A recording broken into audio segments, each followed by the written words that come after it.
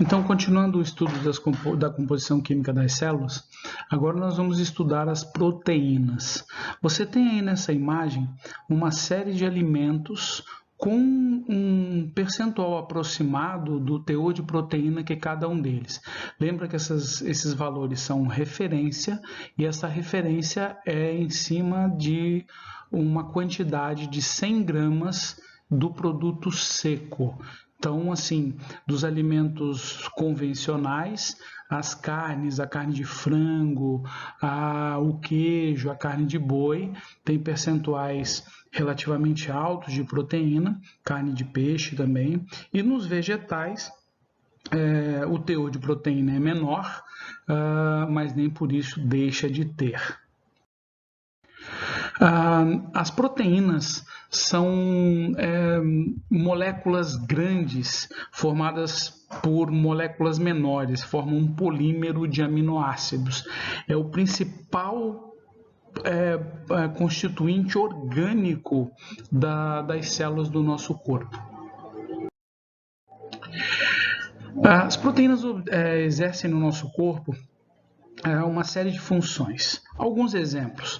Quando a proteína tem função estrutural, tá? O colágeno, proteínas que fazem estrutura, que sustentam a nossa pele. A oceína, proteína que compõe a estrutura dos ossos. Não estamos falando do cimento ósseo, que é um conjunto de sais minerais, mas a proteína que compõe essa estrutura óssea.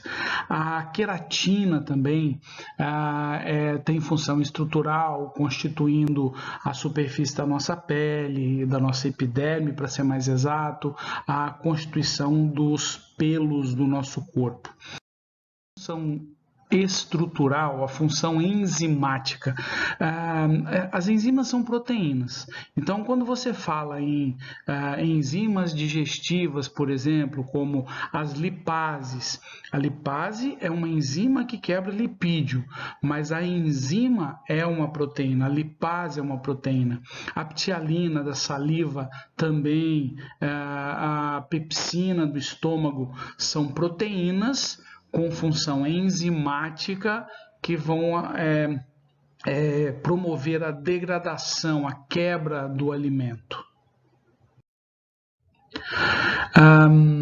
Com função de movimento, os nossos músculos são constituídos por fibras musculares e essas fibras são compostas por dois tipos de proteínas, a actina e a miosina, que utilizando um efeito catraca deslizam uma sobre a outra, mas são proteínas também. Por exemplo, as hemácias trazem para a proteína uma função de transporte, uma vez que a hemácia contém hemoglobina, a hemoglobina contém o complexo M e esse complexo M apresenta o ferro. Então, a função dessa proteína está associada ao transporte de oxigênio.